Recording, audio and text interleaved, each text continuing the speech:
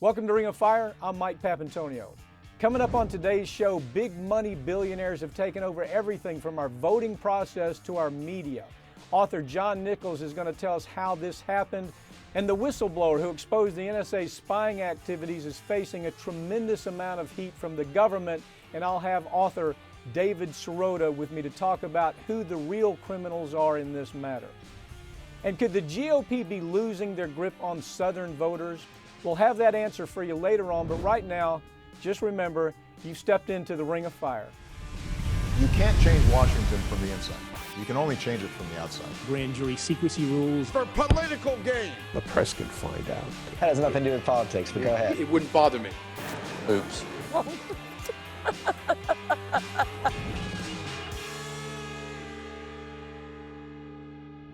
For decades, Republicans have been able to count on Southern votes all the time, but shifting demographics show us that Republicans are losing their grip in the South. I have attorney Howard Nations with me now to talk about that. Howard, there are a lot of political pundits paying attention to this concept of the end of the solid South. What are the big factors, as you see, that might be turning around the political landscape of the South? Well, the big factors in turning around the political landscape are two. One is the Latino population increase, the under 30s. The other is the African remigration. What's happening here now, those two factors are going to take the remainder of this decade and turn the South into the biggest battleground in the country. The reason is because the under 30 voters are very heavily Democratic at this point in time. And if the Democrats don't find a way to mess it up, it will, it's kind of a built-in advantage with the remigration and with the Latin population. Well, they usually do find a way to mess it up, Howard. But with this, you're saying just the force of nature of what we see occurring. One thing to point out, the Cuban vote, for example, in South Florida has hugely been conservative in the past. The Batista Cubans came to the U.S. They were hugely conservative. Batista, of course, was a fascist. These people were landowners. The initial wave of Cuban migration, that has changed. And now, even from a Latino standpoint, isn't there a question as whether or not the Republicans can even hang on to that solid group of voters? Well, there's very good indication that they will not hang on to that group of voters. Take Texas, for example, the Hispanic population in Texas. In 2010, 49% of the newborns in Texas are Hispanic. 38%, here's the bad news. 38% of the Texas population in 2010 was Hispanic. The problem is only 16% of the eligible voters came to the polls among the Hispanic community. It's even worse for the runoffs. The good news is for the Democrats that the young Hispanics are more liberal than either the Republicans or the Democrats. In the exit poll, they showed 59% favor same-sex marriage as opposed to the general population, 48%. 66% favor legal abortion as opposed to 59% of the general population.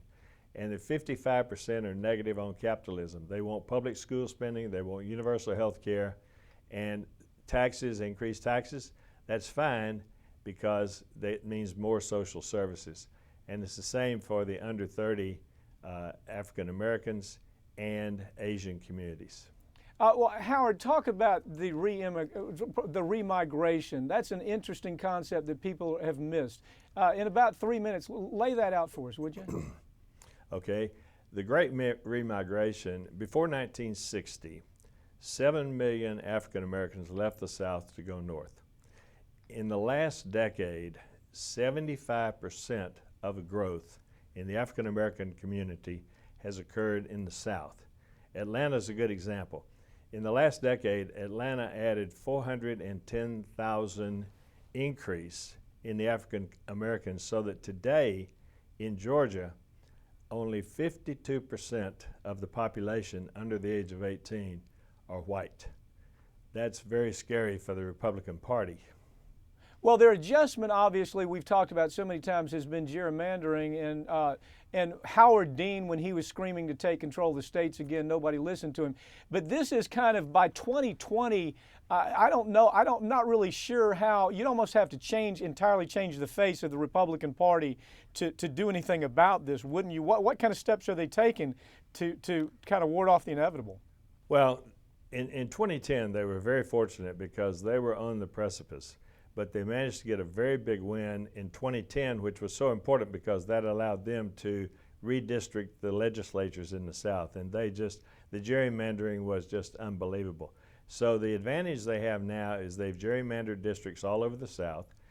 They participated, as we've seen, very heavily in voter suppression because they have to keep these young voters away from the polls.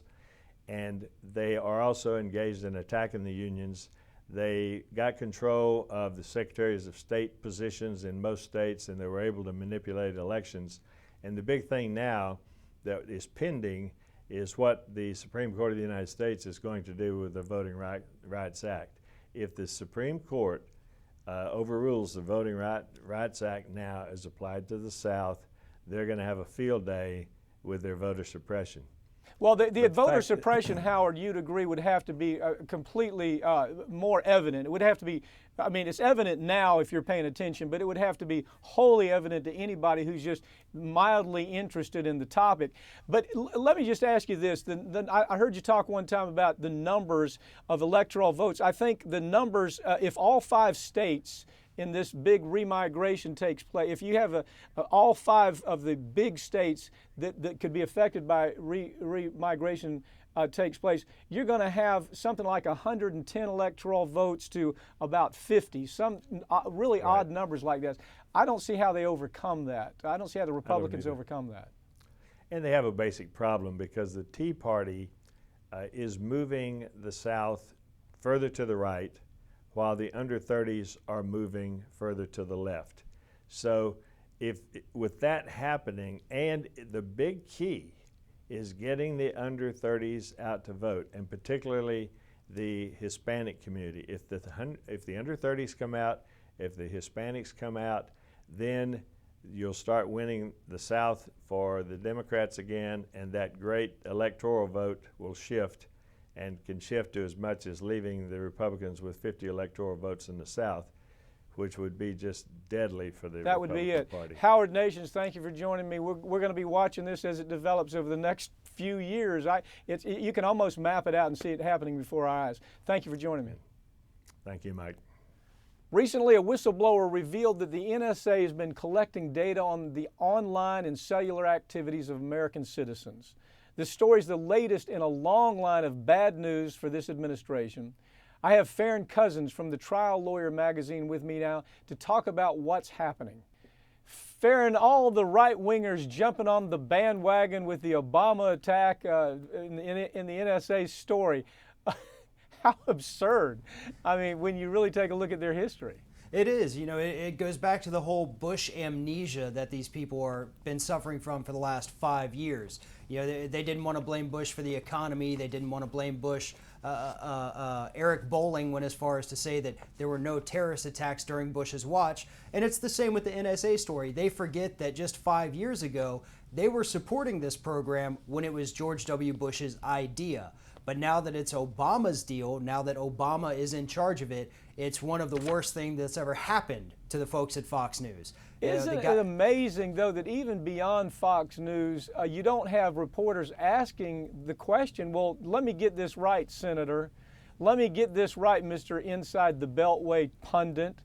Just a few years ago when Bush was in charge and we knew that Bush was spying on everybody for everything, we knew that he had paid off Verizon, he had paid off AT&T, he gave them immunity to get all of our records, not some of our records, but all of our records. Where were you, Mr. Pundit? Where were you, Mr. Senator, when that was occurring? It's almost like a brain death by the media, isn't it? It is. It's very disgusting. You know, these guys were talking about how the NSA spying program was great. It was a necessary tool. Bush was using it correctly. They claimed he was doing it perfectly legally, which he was not. I mean, we have plenty of evidence back then that the whole program was being abused by those running it. And so today, there's really nothing different. Obama's expanded it, but now that Obama's in charge, it's a big deal. Just like everything else the Republicans want to make into a scandal, well, this is just another one.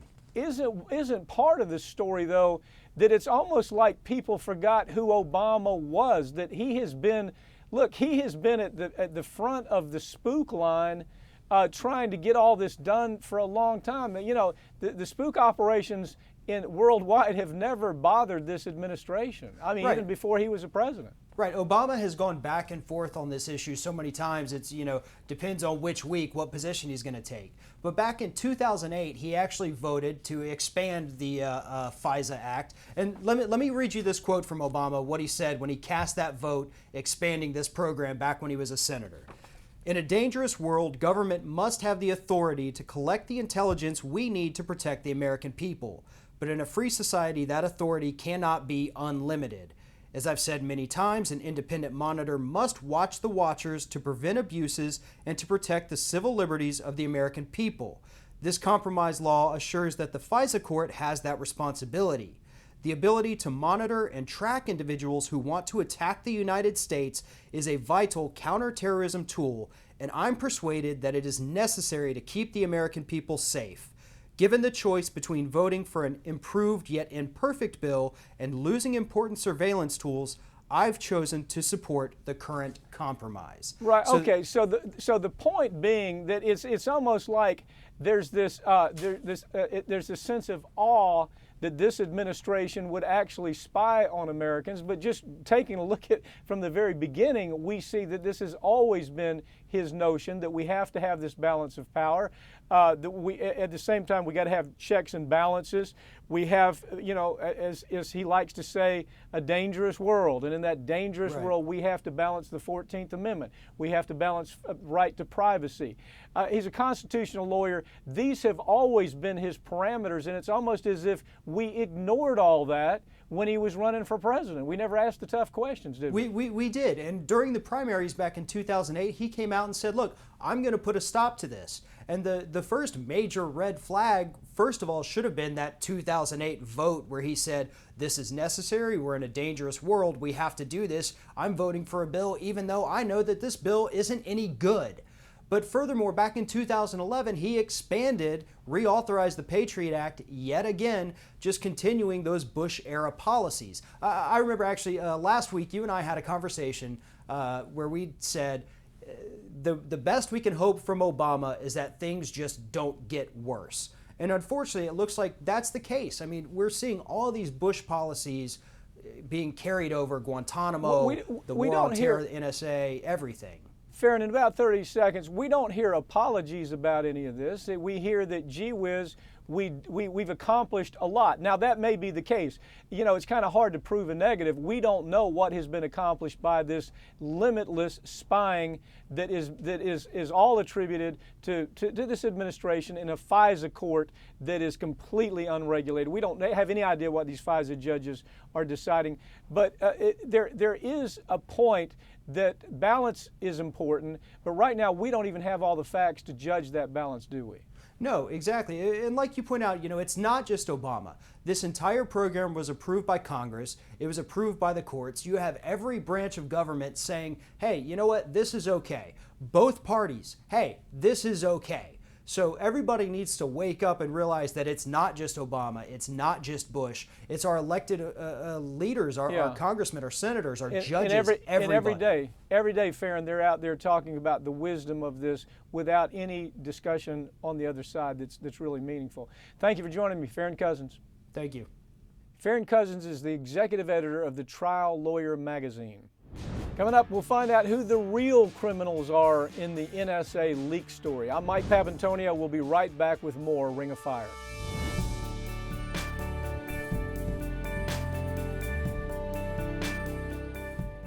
You're witness to a political coup taking place right in front of your damn eyes. That caliber of evil needed to be held accountable in courtrooms. Billionaire mad money wasn't enough to buy democracy.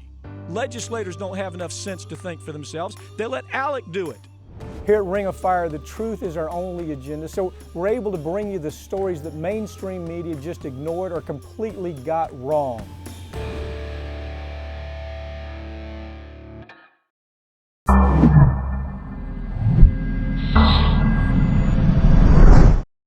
Welcome back to Ring of Fire. I'm Mike Papantonio. The whistleblower who exposed the NSA's spying activities is under fire from the administration. But when you think about it, he is not the real criminal in this situation. I have author David Sirota with me to explain why. David, when a story hits like this that is just as important as this, we always see kind of the same machinations taking place.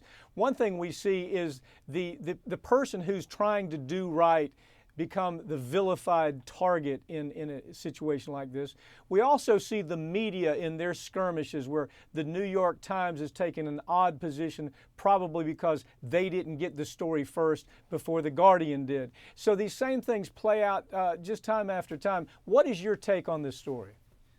Well, I think you've got it exactly right. I mean, the first and foremost issue here is that this is a disclosure of what may be ultimately ruled an illegal surveillance operation. Let's not forget that the courts have essentially, up until now, the Supreme Court has refused to actually rule on the constitutionality of this surveillance system. So when a whistleblower comes out and says, look, the government's been telling me if you see something, say something. I've been seeing things that I believe are not legal, are not constitutional. When that person comes out, our reaction, I think, should be, thank you for disclosing this to us so that we can have a debate that we haven't yet been able to have about our constitutional rights. But the reaction, I think, from official Washington has been, this is a threat to a program that we value. And let's remember how many different kinds of interests value this kind of thing. I mean, you've got the defense, the military-industrial complex, which values this. Booz Allen Hamilton, which was this whistleblower's employer, makes billions of dollars off this kind of surveillance. You've got politicians who maybe tacitly authorize this, who don't want to be in trouble with the law. You've got an administration that may be clearly in trouble with the law. You've got the director of national intelligence who went before Congress and perjured himself by saying that this wasn't happening. So you've got a lot of powerful interests who have an interest in vilifying the whistleblower and trying to change the subject. And you also, as you allude to, you have a media that was essentially scooped by the Guardian, a media which is going to probably look at this because they got scooped as suspicious as opposed to what it should be looked at, which is something that's important to our small d democratic society. Well, David, let me break down exactly those points. First of all, I do think one of the interesting skirmishes is the media. You know, you have the New York Times, of course. They seemed always willing to take kind of the planned leaks from the administration. Anytime the Obama administration wants to leak something to the New York Times, that is their go-to place. The Guardian, on the other hand, has always found they don't really have that kind of relationship with this administration. Rarely do they have a relationship with any administration. I think that's what makes the Guardian so valuable. So what are the pushback points that you see taking between the media? Obviously, the attack of Greenwald is one of those pushback points, isn't it? Yeah, I mean, the first thing that came out was a pretty nasty profile of Glenn Greenwald in the New York Times, the reporter at the Guardian who broke this story. I think you're going to see, you've already started to see the notion in the traditional media that, well, this was a legal program, and so this whistleblower may have just simply disclosed legal information. And again, the courts, we don't really know. This is definitely a legal gray area with the Supreme Court not ruling on this. And I think you're right to touch on this point of what is a whistleblower and what is a leaker.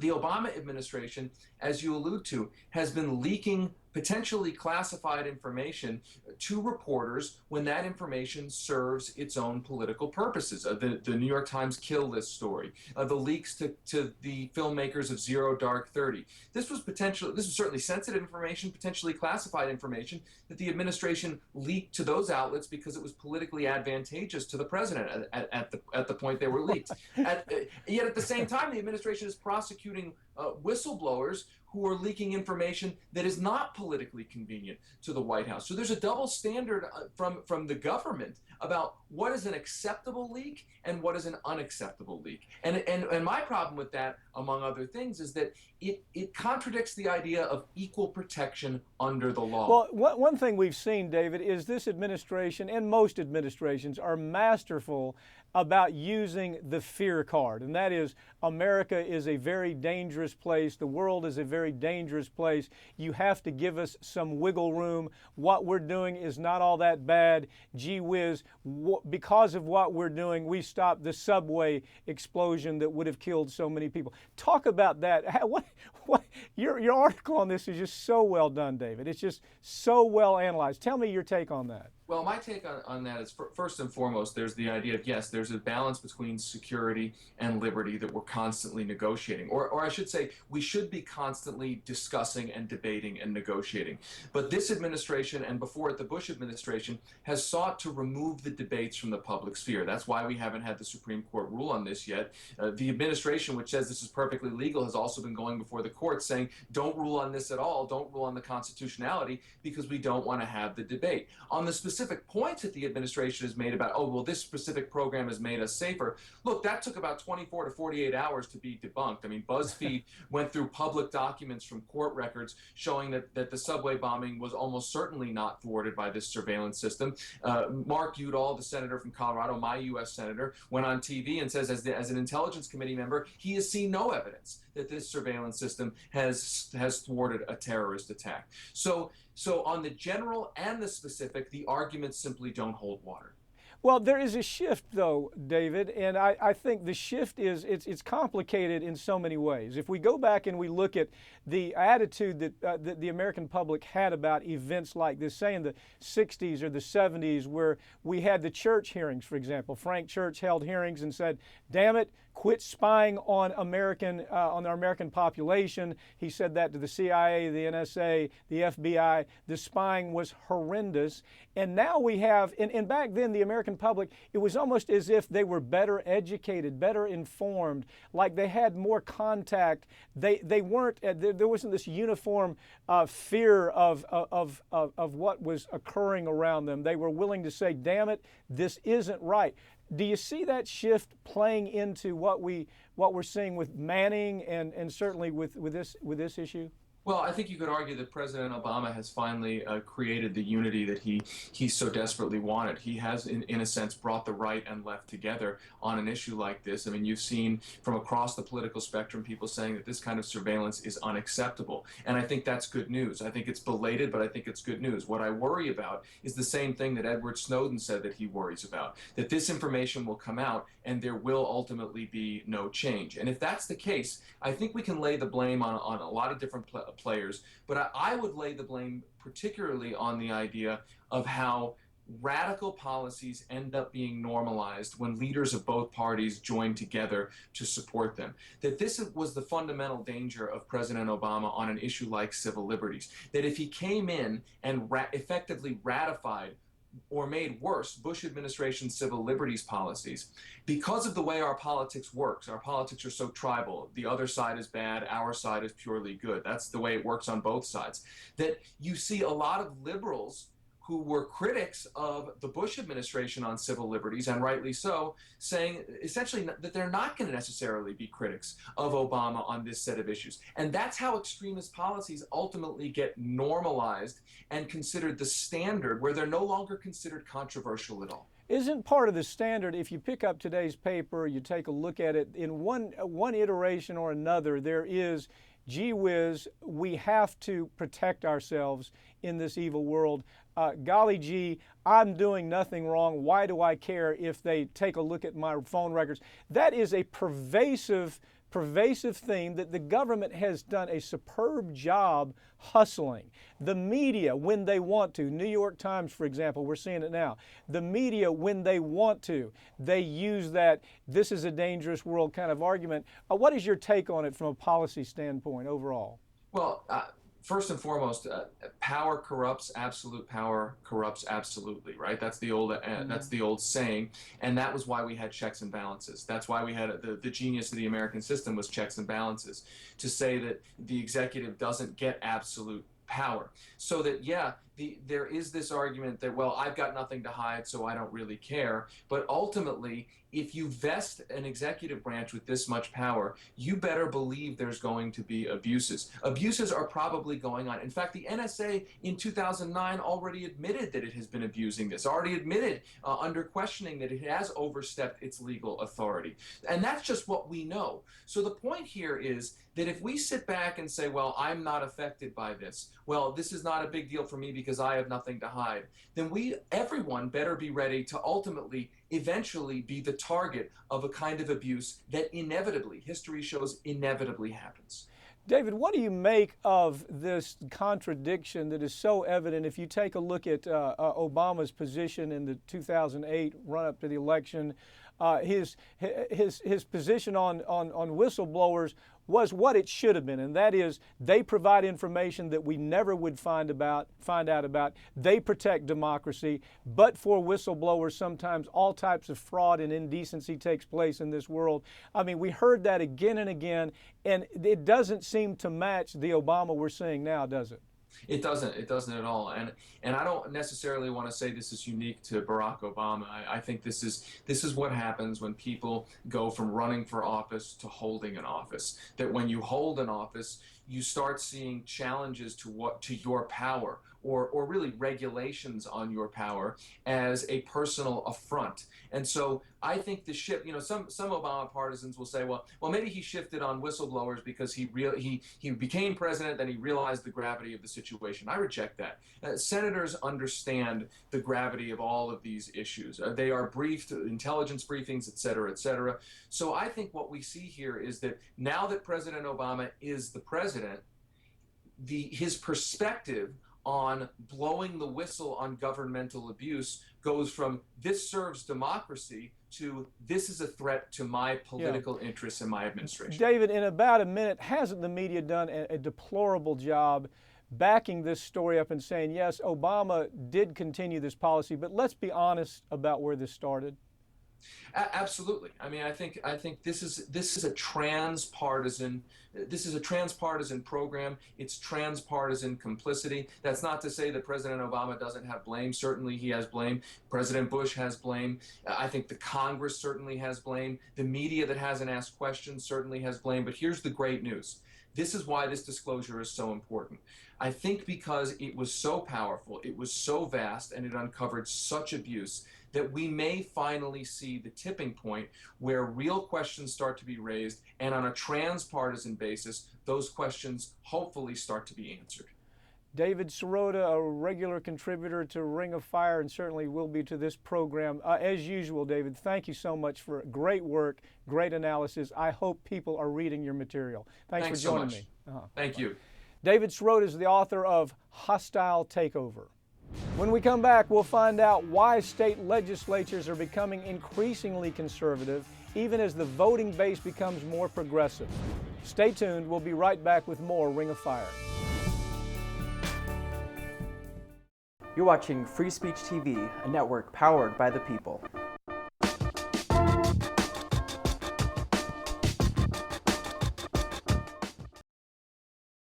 Welcome back to Ring of Fire. I'm Mike Papantonio. Across the country, there's a growing disconnect between the political ideology of state government and the voters who put those people in power. Thanks to gerrymandering, progressive majorities are being shut out. I have attorneys Joe Cotchett and Dave TeSelle with me to talk about that problem. Joe, as I take a look at what's happening with what people have described as the purity purge that's taken place where it comes to the GOP, the place we're seeing it most is in the states where we can hardly recognize, where you really can almost barely recognize any diversity where it comes to political thought with the Republicans. How do you see this happening, affecting the national scene of politics, Joe?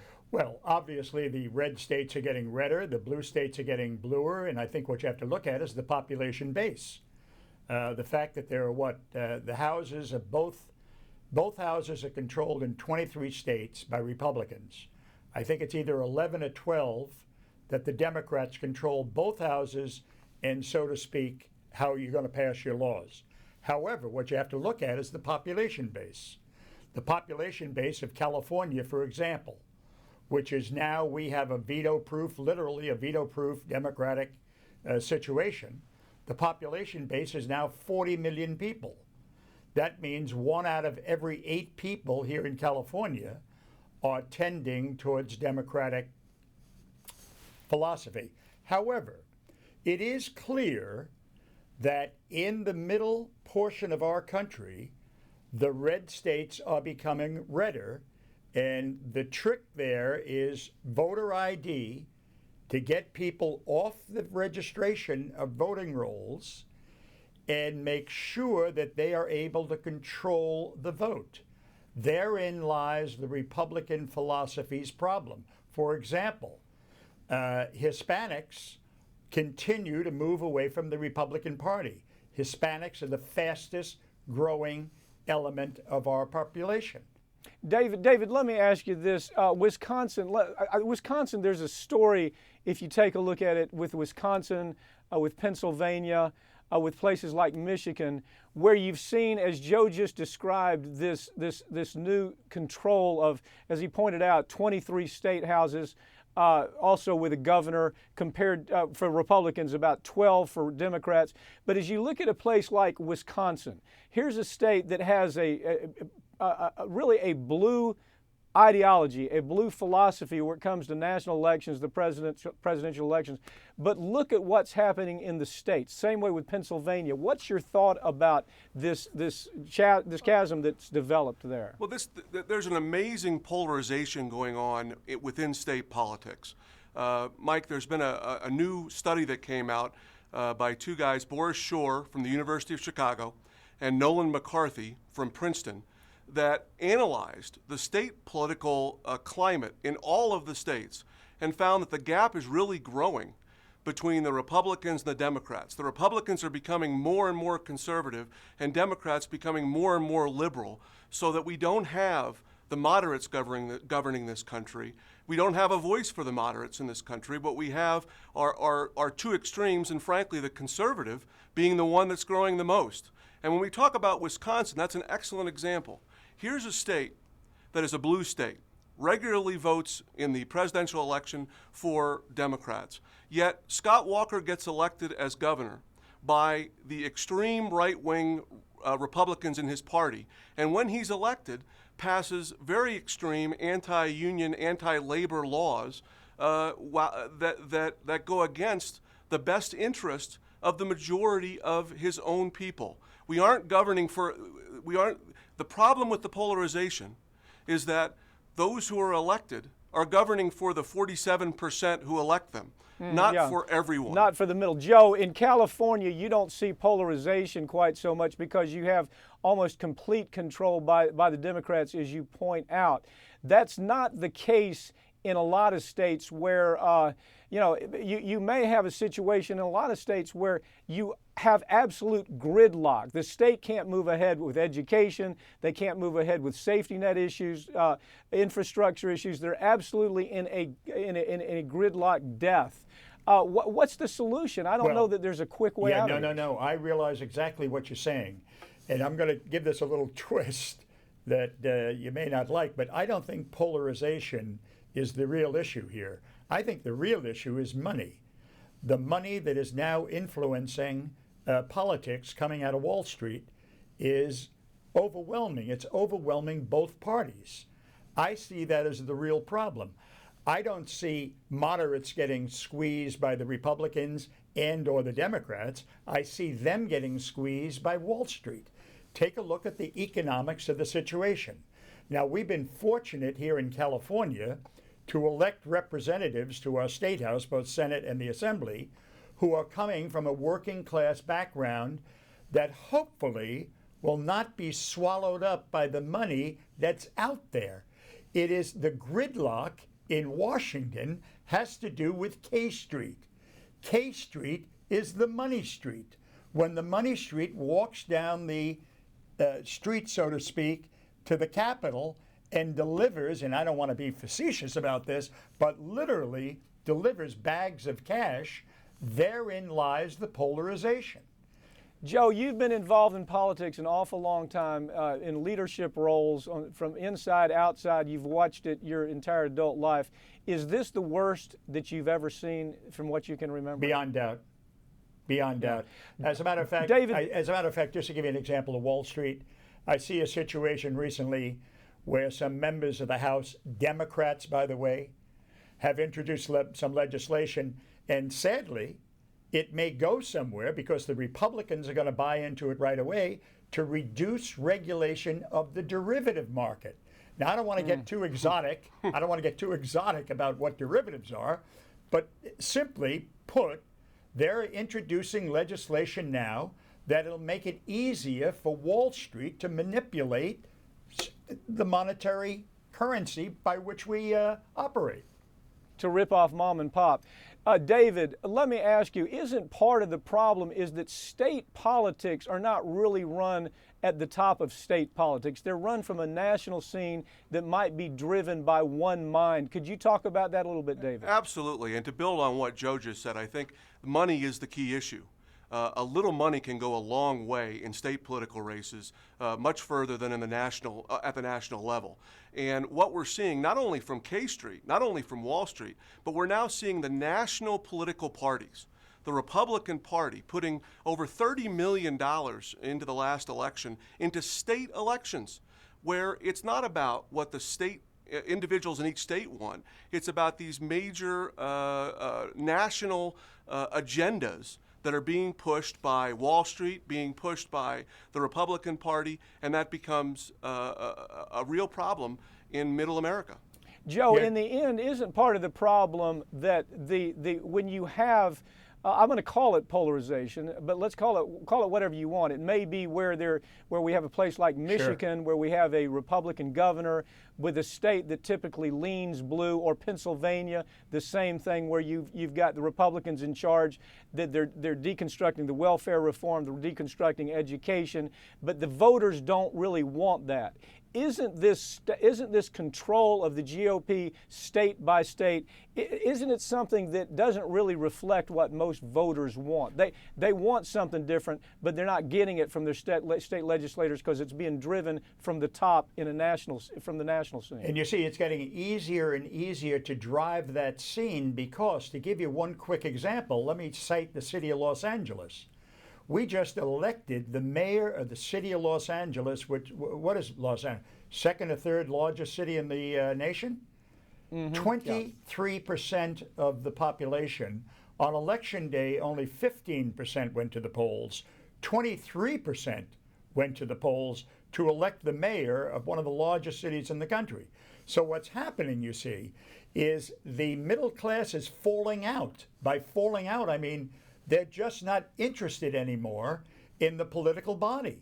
So when you have the smaller and smaller voter turnout, the easier it is for money to control what's happening around the country, and the Republican Party sees this. By the way, Democrats are quickly learning, as Dave just pointed out, what they spent, $30 million last year, the Republican National, on state elections. So now I think the Democrats put in 12. Watch, this year the Democrats will up the ante, the Republicans will up the ante. The real problem is the base of voters. So if you can pass a voter ID law, that means when you go to the polls, you got to show not only your license to drive a car, you got to show your birth certificate, you got to bring your mother and father with you. I mean, it is preposterous. Well, David, isn't part of the problem what Joe's talking about here? You have, as we've talked about before, you have an increase in Latino voters. The numbers are rising, but at the same time, the turnout of young Latinos is not necessarily all that impressive. That's the key. Add to that what Joe says is that add the other thing, and that is we're going to discourage them. Isn't that kind of part of what we're going to see a lot more from the Republicans as we go forward? Oh, absolutely. I think Pennsylvania is a textbook example of what's going to happen going forward. Pennsylvania is a blue state.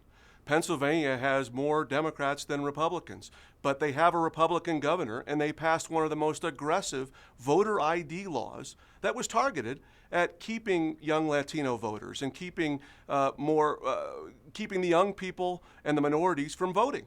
I mean, that's what it was about. Right. Joe, isn't this just, this is kind of, to me though, when I look at this story, it's kind of like the little Dutch boy with his finger in the dike, yes. holding just hoping for the best. Isn't that kind of what the GOP is doing right now? Absolutely. They kind of have the finger in the dike, Yeah, don't they? They do. However, they want to make sure that finger stays in that dike, and they want to figure out a way to build a bigger, more stronger dike by tearing down just what David said. Pennsylvania is such a great example of the situation that we're facing out there. We not only have to get people to the polls, we have to incentivize people as to why they want to go out and vote. Yes. Therein lies the problem. We are not getting the message to people that, look, if you elect X, your Social Security is gone. Something that this country, in the last decade, in the last 100 years, it's the most important piece of legislation ever passed, was in ensuring that senior citizens had something for which they contributed to which this country owes them an obligation to live by. That Social Security is under attack, and unfortunately, people don't understand that. Gentlemen, thank you. This is a story that I'm really interested to see whether the polarization that takes place state by state changes the fundamentals of our culture. I think it has the potential to do that. But this is something we want to follow now and in years to come. Thank you for joining me. Thanks, Mike. Very much. When we come back, we'll be taking a look at the billionaires who control every aspect of our democracy these days. We'll be right back. Stay with us right here on Ring of Fire.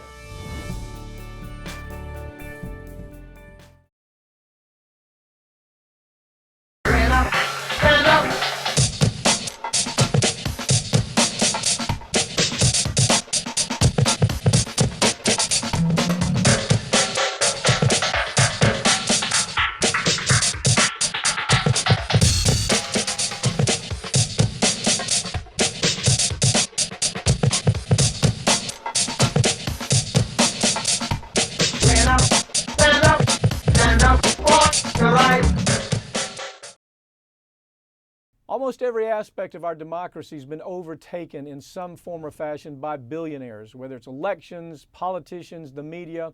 They're all controlled by the wealthy elite.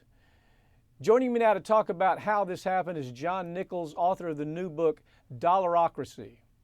John Nichols, Dollarocracy, what is it? What an interesting approach that you took to this book. I think you really nailed the heart of the problem. It really is the media at the end of the day. It is the media, because we've always had money in politics. Anybody who tells you that money is a new thing in politics didn't pay attention to the races between John Adams and Thomas Jefferson. There was money there. But what's different now is our media has become so consolidated and also so dumbed down. Newspapers across this country are laying off reporters. Television stations aren't covering politics anymore. And we end up in a terrible situation where money is freer to speak than ever before in history because of the Citizens United ruling, and yet our mainstream daily newspaper, television, and radio does a worse job of calling out the money power than at any time, at least in a century. And we end up in a situation where the money power shouts and the questioners of the money power are often silenced. Well, there's a reason for it, and I think the nuance to it is missed. Your book didn't miss it. Your book hit it on the head. It's this nuance that we know is there, and it's almost like mainstream media is afraid to do this to themselves, so nobody says it. And here it is.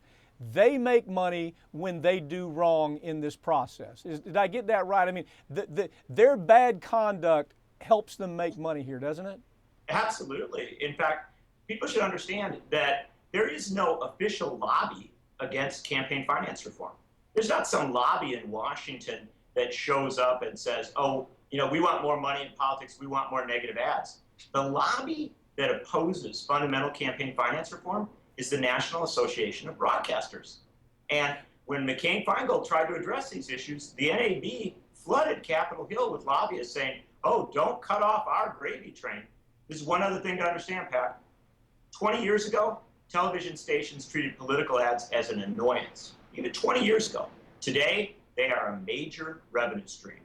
So we're talking about windfall profits directly, John, but I think one thing you do so well in your book is you actually trace it to beyond just the obvious. The obvious is, yes, the mainstream media is not going to be critical of anybody who's paying millions and millions of dollars every year for advertising. But there's another part of it, and that is that the corporate chieftains, the people who are calling the shots at places like ABC and CBS, those people have a direct interest in the message that is being paid for, and that is lower taxes, windfall profits, no regulation, hell with poverty. Those are messages that the media is embracing, and because of that, it's impossible to balance the message, isn't it? It becomes a real problem. I want to be careful to counsel folks not to imagine that there's some big conspiracy. It's not that. One of the realities is that those with a lot of power like to keep their power. And they just naturally do it. I'm not even sure they think it through. But what ends up being the circumstance, and this is a big, big deal, is that when you dumb down reporting, when you lay off, as we have detailed in the book, literally tens of thousands of radio, television, and print reporters just in the last decade, huge numbers of people who used to go to work covering politics and government aren't there anymore. Whole newspapers have shut down. We end up in a terrible situation where ultimately our politics plays out directly to the people through negative ads, not through good coverage. And let me give you a great example of this. In Illinois, in 2010, they had a race for the #2 job in the state, lieutenant governor. A guy got nominated in the Democratic primary who had a terrible rap sheet, all sorts of huge personal problems, but he's very wealthy. He bought a lot of ads. Only after the primary did the Chicago Tribune and the Chicago Sun-Times say, oh boy, we should have covered that race. This guy was so bad he had to quit the nomination. The party was in crisis, but it wasn't in crisis simply because of money in politics. It was also in crisis because the media, journalism, wasn't there to cover that primary. But John, isn't the offshoot of it even more significant? First of all, you begin with Citizens United, okay? Citizens United, as you point out in your book, that very adequately, and you really nail this idea, that with that wealth comes power. With the movement of that wealth comes power. So we don't have the days of social responsibility, the Teddy Roosevelt days, where we're going to build a progressive society with progressive ideas.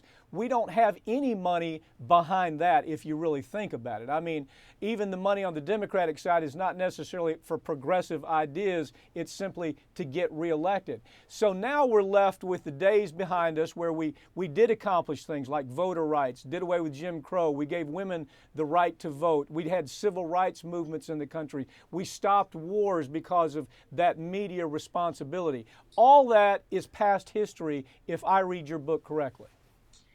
I will agree with you at the moment, but I won't accept that it's past history.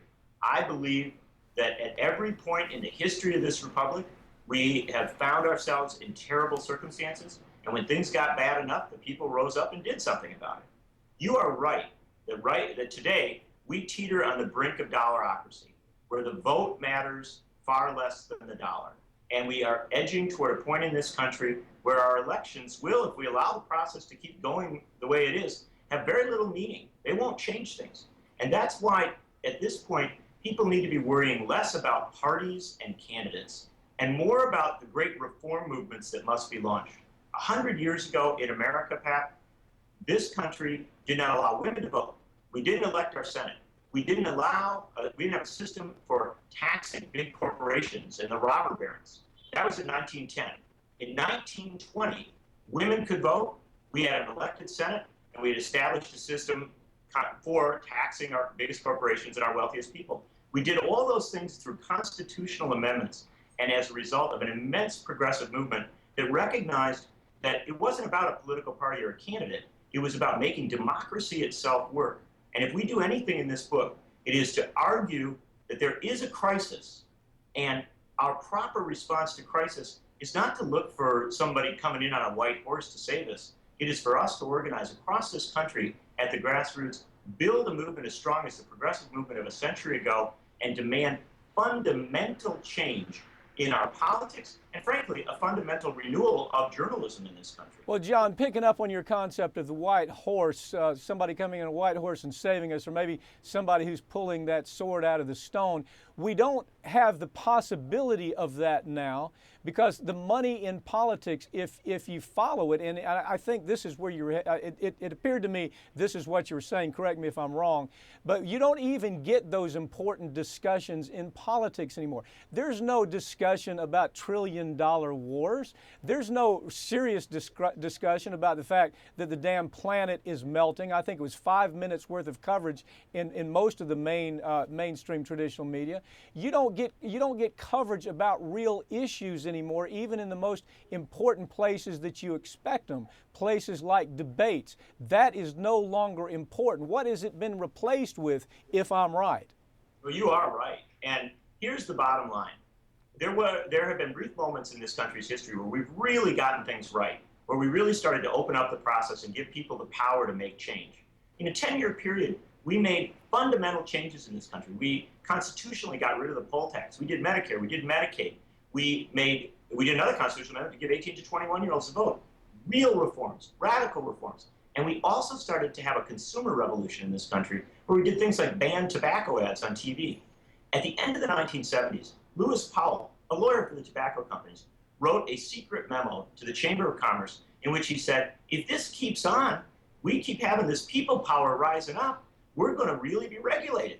It won't be the corporations that run things anymore. It'll be the people. We got to do something about it. And so the Chamber of Commerce organized, and over the last 40 years, we've seen a massive pushback in lobbying, in money in politics, and in our media by those folks who realized that if they didn't structure the process to their benefit, the people would rule. Having been involved in tobacco wars myself as an attorney versus the tobacco industry, what you described is absolutely accurate, John. It is that you had legislature unwilling to do anything, the media completely unwilling to do anything because it was such a cash cow for the media. And all of a sudden there was this groundswell that took place in the universities. They took place in small towns all over the country that had lost loved ones because of tobacco. It was that groundswell. I love that you used a quote from my law partner and my radio partner, Robert F. Kennedy Jr. And I just put this in perspective. He says he describes the Citizens United ruling as a hostile takeover of our government by corporations and billionaires. We're now in a free fall towards old-fashioned oligarchy, noxious thieving, and tyranny. Is that how you come away after doing all the research? Is that an overstatement about where we are right now? Not at all. No, it's absolutely right. In fact, we did 2 years of research on this book. We went deep into the politics and the media, and we looked at how a presidential campaign plays out in the era of Citizens United.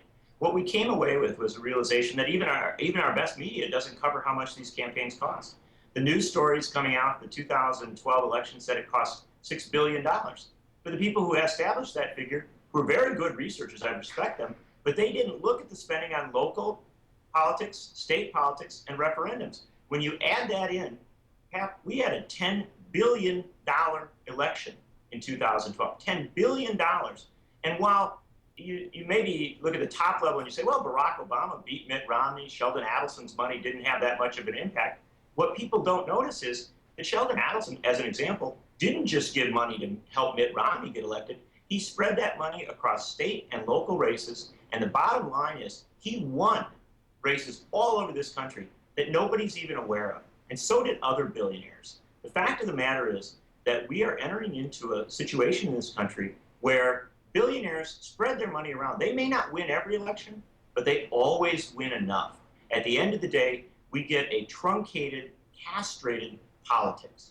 We end up with a politics where everybody's too careful to talk about the real issues. And we end up with tort reforms that take people's basic rights away. We end up with spying on us, not just concerns about the federal government, but major corporations looking into every aspect of our lives, and we don't have a debate about it. John Nichols, great book as usual. You're always turning out great information. This book is a must-read. I hope the people watching this program will go out and buy it now. Thanks for joining me, okay? Thank you, my friend. I appreciate it very much. John Nichols is the author of the new book, Dollarocracy: How the Money and Media Election Complex is Destroying America. That's it for this week's Ring of Fire, but you can keep up with us throughout the week online at ringoffireradio.com or on Twitter at Ring of Fire Radio and on Facebook. I'm Mike Papantonio. We'll see you next week right here on Ring of Fire.